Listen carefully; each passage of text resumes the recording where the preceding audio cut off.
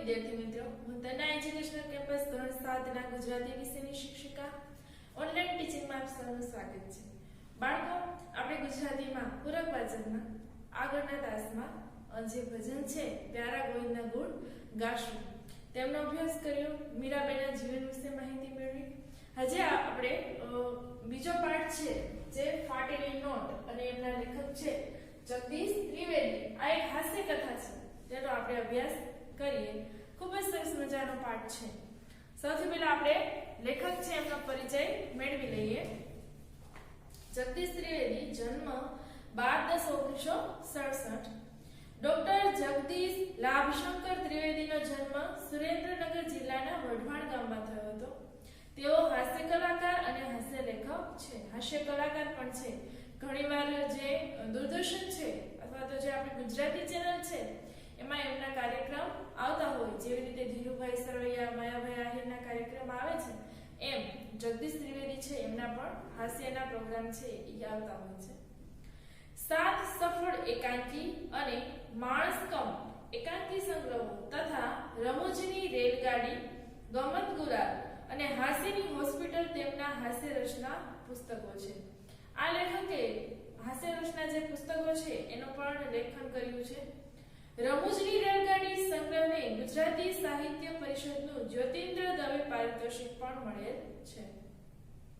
આ પાઠમાં લેખકે હાસ્ય નિષ્પન્ન કરવાના ઉદ્દેશથી 5 રૂપિયાની ફાટેલી નોટ અને એને વટાવવાના વિવિધ પ્રયાસોની હાસ્યસભર શૈલીમાં રજૂઆત કરી છે કે જે એમને 5 રૂપિયાની ફાટેલી નોટ છે, બરોબર, એ પાછી આપવી, વટાવી એટલે કોઈ વસ્તુ ખરીદીને તમે એને ચૂકવો પૈસા, એને વટાવવું કહેવાય.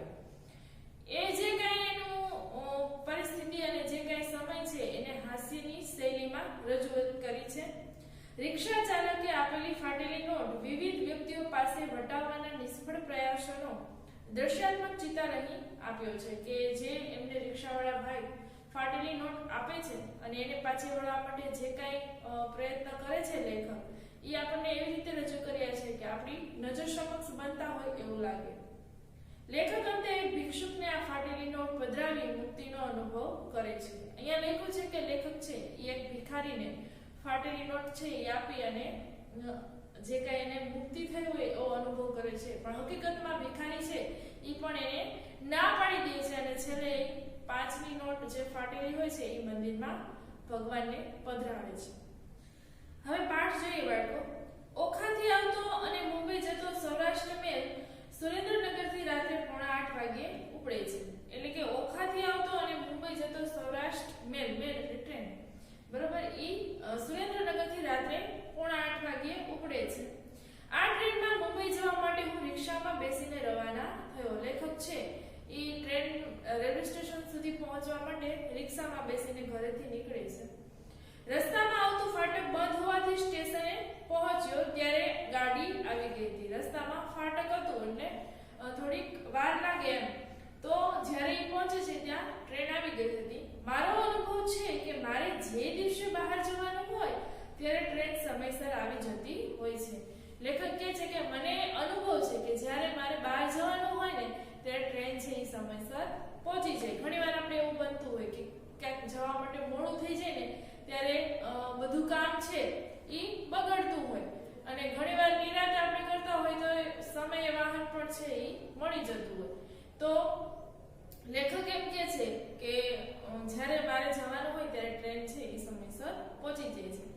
વળી જે દિવસે ખિસ્સામાં ટિકિટ ન હોય ત્યારે ચેકિંગ વાળા અવશ્ય આવતા હોય છે અને કહે છે કે જ્યારે ખિસ્સામાં ટિકિટ ન હોય ને ત્યારે ચેકિંગ વાળા આવે અને જ્યારે લીધી હોય ત્યારે આવે નહીં.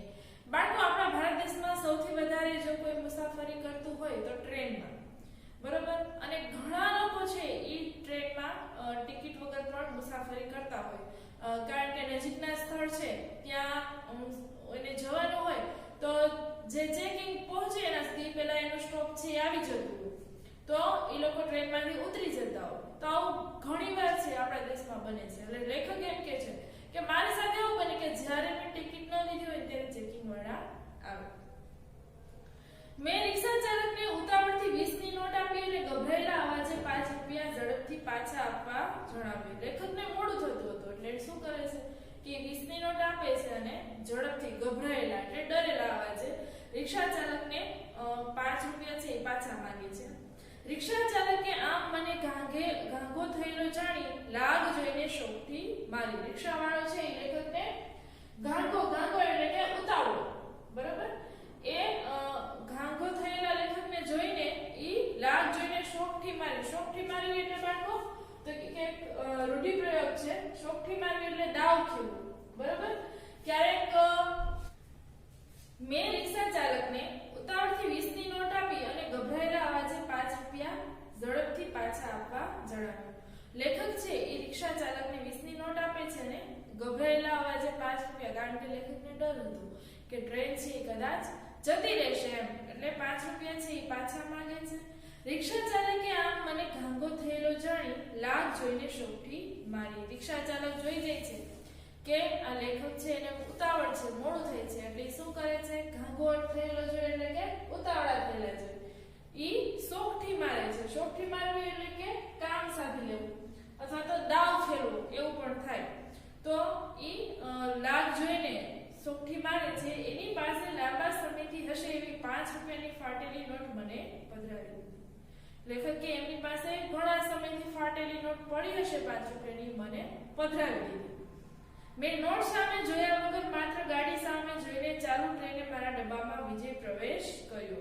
લેખક છે ઈ પાછી નોટ જોતા નથી ખોલીને અને એને ઉતાવળ હોવાથી ઝડપથી જતા રહે છે અને ડબ્બામાં જઈને વિજય પ્રવેશ કરવો એટલે કે જાણે કોઈ જંગ જીતીને આવ્યા હોય એવી રીતે ઈ વિજય પ્રવેશ કરે છે. મારા નામથી આરક્ષિત બર્થ ઉપર હું બેઠો. આરક્ષિત એટલે તો કે અનામત, આપણે જે બુકિંગ કરાવ્યું હોય ટિકિટ લઈને તો એની ઉપર છે ઈ લેખક છે ઈ બેસે છે. પછી મેં હાથમાં રહેલી નોટ સામે જોયું. પછી એને સમય મળે છે એટલે નોટ સામે જોવે છે તો મારા ચહેરા ઉપર ગાડી મળી ગયાનો આનંદ હતો, તેના સ્થાને ફાટેલી નોટ આવી ગયાનો આઘાત છવાઈ ગયો. લેખકને આનંદ થઈ ગયો કે ટ્રેનમાં હું સમયસર પહોંચી ગયો, પણ જ્યારે નોટ ફાટેલી જુએ છે ત્યારે એને દુઃખ થાય છે કે ઓહો, આ તો ફાટેલી નોટ છે ઈ આવી ગઈ. માથા ભારે ભાડું ભટકાઈ ગયા પછી જે ચિંતા મકાન માલિકને થાય અથવા કોઈ પણ જાતની લાયકાત વગરનો પુત્ર ઉંમર લાયક થાય પછી જે ચિંતા પિતાને થાય તેવા પ્રકારની ચિંતા મને થવા લાગી. કે કોઈ મકાન માલિક હોય અને એને એવા ભાડૂત મળી ગયા હોય કે જે કોઈ વાતે ભાડું ન આપતા હોય અને મકાન પણ ખાલી ન કરતા હોય, તો જે મકાન માલિકની ચિંતા થાય અથવા તો કોઈ દીકરો છે એ ઉંમર લાયક થઈ જાય, મોટો થઈ જાય પણ કાંઈ કામ કરે નહીં, તો પિતાને ચિંતા થાય એવી ચિંતા લેખકને થવા માંડી. એટલે અહીંયા લેખક છે એ પોતાની ચિંતા પ્રગટ કરે છે. હવે હું વહેલામાં વહેલી તકે ફાટેલી નોટ વટાવી નાખવાની વેતરણમાં પડ્યો. હવે લેખકે નક્કી કર્યું કે હવે કોઈ પણ જોગે મારે આ ફાટેલી નોટ પકડાવી દેવી છે. અને માથાભાર એટલે બાળકો મિજાજી યાદ રાખજો, કોઈ ભાડું દેવા હોય, બરાબર, કે મકાન આપણું હોય છતાં પોતાનું કરી લેતા હોય એવા લોકો હોય તો એને શું કહેવાય, મિજાજી. તો લેખક છે એને ચિંતા થવા લાગી અને હવે એને નક્કી કર્યું કે ગમે એ પરિસ્થિતિમાં મારે આ નોટ છે એ કોકને પકડાવી દેવી છે. લખતર સ્ટેશનથી બુટ પોલીસ વાળો મારા ડબ્બામાં ચડ્યો. એકવાર અમેરિકાના ભૂતપૂર્વ પ્રમુખ અબ્રાહમ લિંકન પોતાના બુટને જાતે પોલિશ કરતા હતા. આ જોઈને તેમના સેક્રેટરી પૂછ્યું કે તમે તમારા બુટને પોલિશ કરો છો? ત્યારે રમૂજી સ્વભાવના લિંકન બોલ્યા કે તમે બુટને પોલિશ કરો છો કે તમે બીજાના બુટને પોલિશ કરો છો? હવે અમેરિકાના જે પ્રમુખ હતા બાળકો, અબ્રાહમ લિંકન, એ સામાન્ય પરિવારમાંથી અમેરિકાના પ્રમુખ બન્યા હતા. એટલે એને ગરીબી ખૂબ જોઈ હતી અને એટલી બધી ગરીબી જોયા પછી જ્યારે એને અમેરિકાના પ્રમુખ તરીકે સ્થાન મળે છે ત્યારે પણ તે પોતાનું જીવન છે એ સાદાઈથી જીવે છે. એટલે જે કાંઈ એને સગવડતા મળતી હોય એ સગવડતાનો એ પોતાની જરૂરિયાત પ્રમાણે જ ઉપયોગ કરતા હતા. તો અહીંયા લેખક એનું ઉદાહરણ આપે છે કે અબ્રાહમ લિંકન છે એને એકવાર પોતાના બૂટ પોલિશ કરતા હતા, નહીતર એમને તો ઘણા બધા નોકર હોય, બરોબર, પણ છતાંય પોતાનું કામ જાતે કરતા અને એમનો જે એક સર્વન્ટ છે એ એમને કહે છે કે તમે તમારા બૂટ છે એ જાતે પોલિશ કરો છો. ત્યારે અબ્રાહમ લિંકન છે એનો સ્વભાવ રમૂજી હતો, તો એ એમને એમ કહે છે કે તમે શું બીજાના બૂટને પોલિશ કરો છો?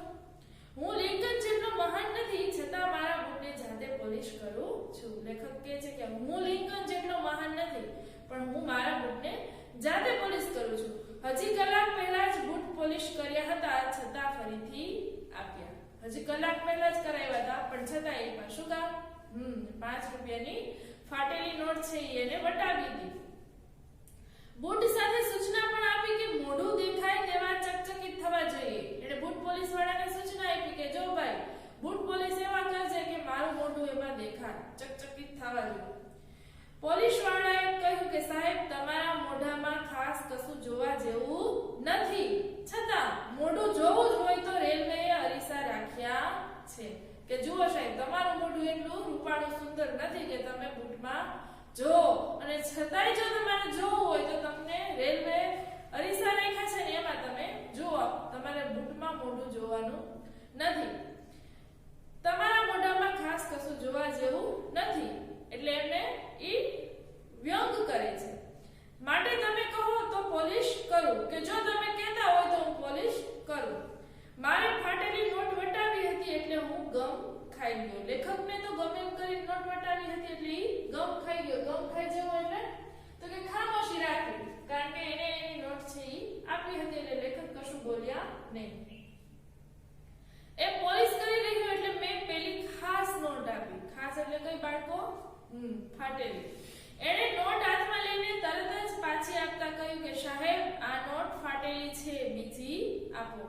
એ તરત જોઈને કહે છે કે આ ચાલશે નહીં. મારું હૃદય ધબકારો ચૂકી ગયું અને મારે 5નો સિક્કો આપવો પડ્યો. લેખક છે એનું હૃદય ધબકારો ચૂકી ગયો એટલે કે લેખક છે એ નિરાશ થઈ ગયા કે હવે મારે આ નોટ છે અહીંયા કોઈ લેશે નહીં અને મારે 5નો સિક્કો આપવો પડ્યો. મારા માટે દુકાળમાં અધિક માસ જેવું થયું. દુકાળમાં અધિક માસ એટલે બાળકો તો કે એક તો પરિસ્થિતિ છે ઈ ખરાબ હોય એટલે કે ખરાબ વખતમાં વળી વધારો થવો, કે એક તો પરિસ્થિતિ ખરાબ હોય અને એમાંય માથે જતા બીજું દુઃખ આવે, એને કહેવાય દુકાળમાં અધિક માસ. પછી આઘાત છવાઈ જવો એટલે કે દુઃખની લાગણી થવી. વેતરણમાં પડવું એટલે કે જોઈતી ગોઠવણ કરવી કે સમય મળે ત્યારે વસ્તુ છે બીજાને પધરાવી દેવી. તો ત્રણેય રૂઢિપ્રયોગ છે. એટલે લેખક છે હૃદય છે ધબકારો ચૂકી જાય છે અને મારે 5નો સિક્કો આપવો પડ્યો. એટલે લેખકને દુકાળમાં અધિક માસ થયો હોય એવું પરિસ્થિતિ થઈ. વિરમગામથી ચણાની દાળવાળો પ્રગટ થયો. હું કાયમ ઘેરથી જમીને નીકળું પછી મુંબઈ સુધી કશું ખાતો નથી. ત્યાં લેખક છે એ વિરમગામ પહોંચે છે, ત્યાંથી ચણાની દાળવાળો છે એ અંદર પ્રવેશે છે. અને લેખક જ્યારે જાય છે સુરેન્દ્રનગરથી ત્યારે રસ્તામાં એ કશું ખાતા નથી, ઘરેથી જમીને નીકળે છે. છતાં 10 રૂપિયાની દાળનો ઓર્ડર આપ્યો. એણે દાળમાં ડુંગળી, ટમેટા, કોથમીર, મસાલો, લીંબુનો રસ વગેરે નાખીને છાપાની પસ્તીમાં આપી. કે જે ટ્રેનમાં જે વેચવા આવતા હોય એમાંથી દાળવાળો ભાઈ છે એને બધો મસાલો નાખીને દાળમાં એકદમ સરસ ચટપટી બનાવીને એને આપે છે અને સાથે પૂઠાની ચમચી છે એ પણ આપે છે. મેં ખિસ્સામાંથી એક નવી 5ની નોટ કાઢી, ત્યારબાદ તેમાં ફાટેલી 5ની નોટ મૂકીને 10 રૂપિયા આપ્યા. લેખક છે એમાં નવી નોટ મૂકે છે અને એની અંદર પેલી ફાટેલી નોટ છે એ મૂકે છે અને દાળવાળાને આપે છે. દાળવાળાએ લીંબુનો રસ અને મસાલાવાળા હાથે નવી નોટ ખિસ્સામાં મૂકી અને ફાટેલી નોટને બંને બાજુ ફેરવીને પાછા આપતા બોલ્યું. હવે એ શું કરે છે કે એ નવી નોટ ખિસ્સામાં મૂકે છે અને જે એની ફાટેલી નોટ છે એ પાછા આપતા બંને બાજુ ફેરવે છે અને પછી બોલે છે બોસ બીજી નોટ આપો, કે આ નોટ નહીં ચાલે બીજી આપો. મેં કહ્યું કેમ ભાઈ આ નોટ સાચી નથી? કે શું કામ એવું કહો છો? એમ આ નોટ છે એ સાચી નથી? એણે કહ્યું કે સાચી છે પણ સાજી નથી, ફાટેલી છે. કે તમે નોટ આપી છે સાચી તો છે પણ સાજી નથી, ફાટેલી છે. મેં લીધી ત્યારે ફાટેલી જ હતી. મેં નિરર્થક દલીલ કરી. લેખક કે મેં એમ કીધું કે મેં લીધી ત્યારે મારે ફાટેલી એવી હતી ભાઈ, એટલે એણે નિરર્થક દલીલ કરી કે જેનો કાંઈ અર્થ ન હોય. તમારે ન લેવી જોઈએ, ધંધાનો ટાઈમ ખરાબ કરો માં, બીજી નોટ આપો. એણે ખીજાઈને કહ્યું કે તમારે આવી હતી તો ત્યારે તમારે નહોતી લેવી ને, તો હવે તમે મારો અત્યારે જે કામ છે, ધંધો છે, એનો સમય તમે વેડફો માં, બીજી નોટ આપો. ખીજાઈ ગયો દાળવાળો. અંતે મારે બીજી નોટ આપવી પડી. ગાડી આગળ વધતી જતી હતી તેમ મારી ચિંતા પણ વધતી જતી હતી. જેમ ટ્રેન આગળ જાય એમ લેખકનું ટેન્શન વધી ગયું. રાત્રે 10:15 વાગે અમદાવાદ આવ્યું. જો કે અમદાવાદ તો જ્યાં હતું ત્યાં જ હતું. અમારી ટ્રેન અમદાવાદ આવી હતી. લેખક એમ કહે છે કે અમદાવાદ છે એ આવી એમ આપણે કહેતા હોય, પણ હકીકતમાં જે સ્થળ છે એ તો ત્યાં જ હોય, પણ આપણે વાહન છે એ ત્યાં સુધી પહોંચતું હોય.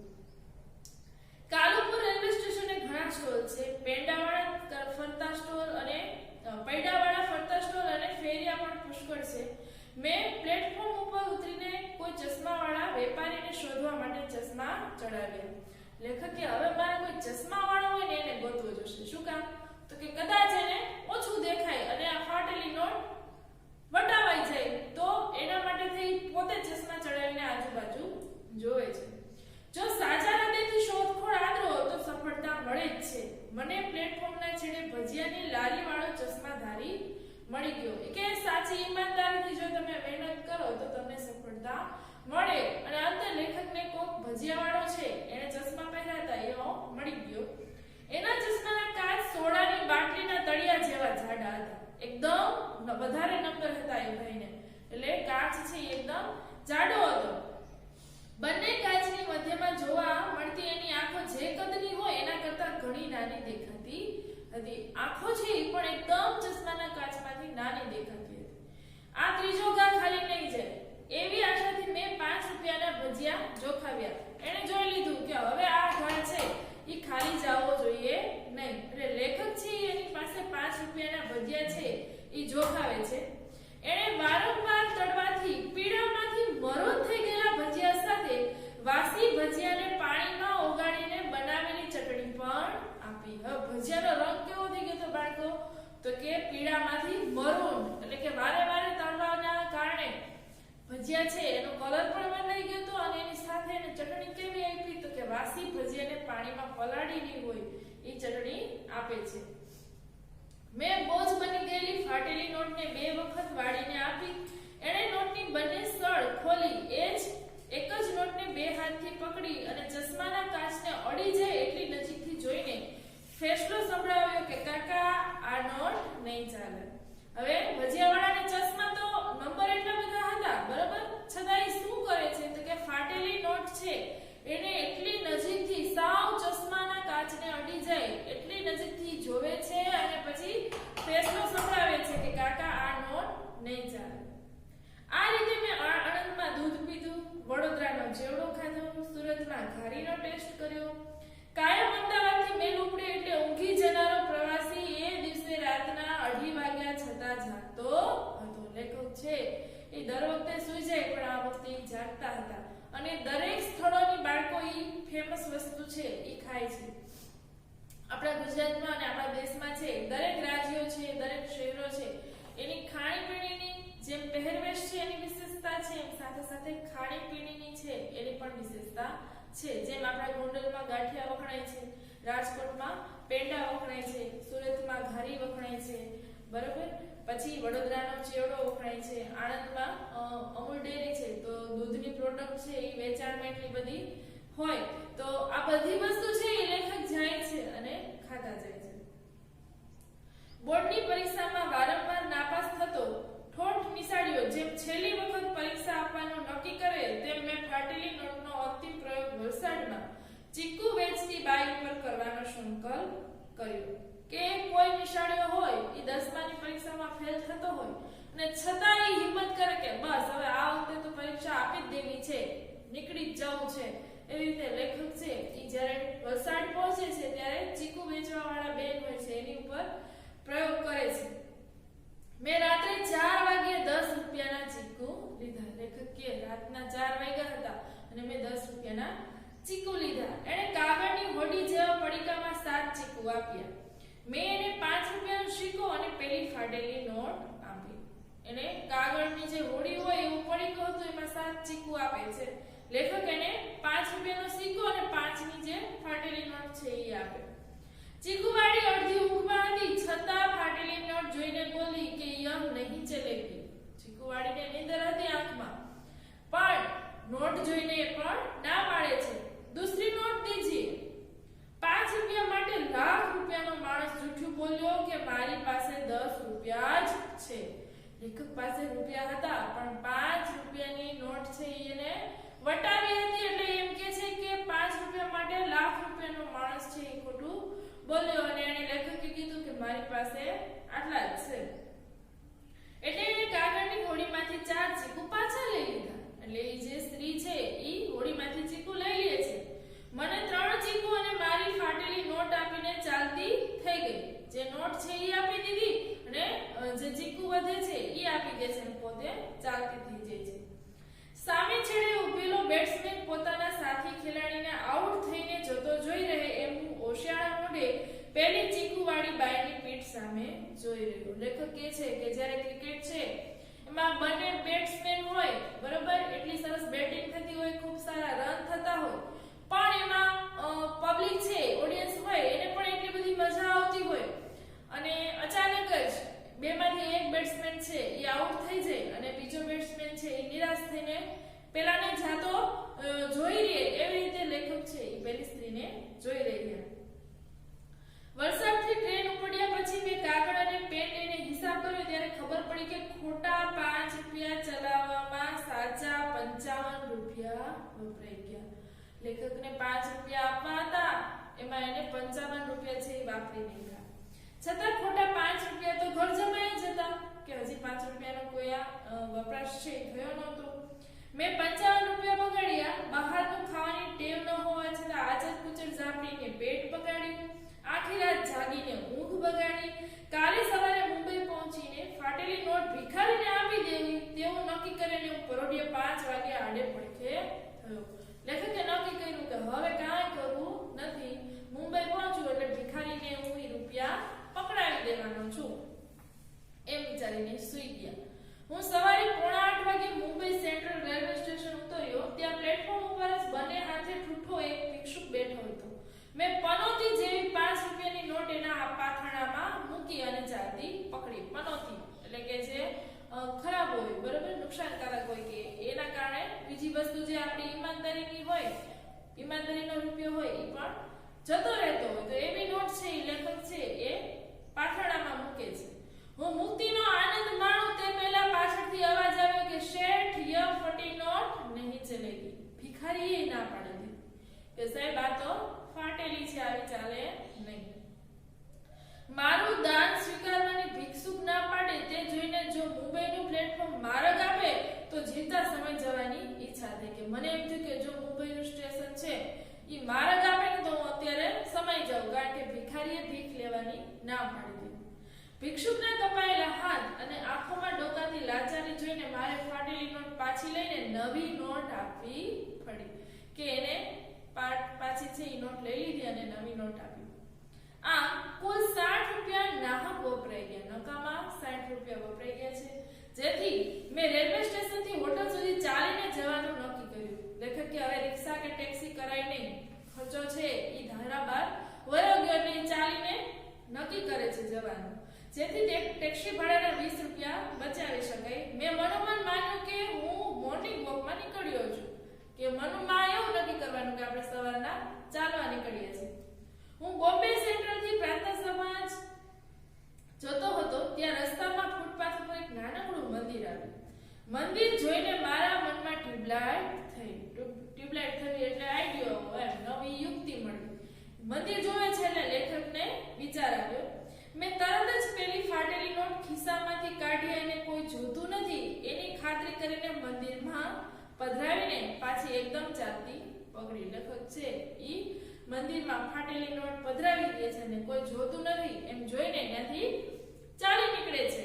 ત્યારે બાજુની દુકાનમાં ગીત વાગતું હતું કે જિસકા કોઈ નહીં ઉસકા તો ખુદા હે યાર, કે જેનું કોઈ નથી એનો કોણ છે તો કે ભગવાન. મજા આવે ને બાળકો? અહીંયા આ પાઠ છે ઈ કમ્પ્લીટ થાય છે. આગળના તાસમાં આપણે સ્વામાં અને પ્રશ્નોના જવાબ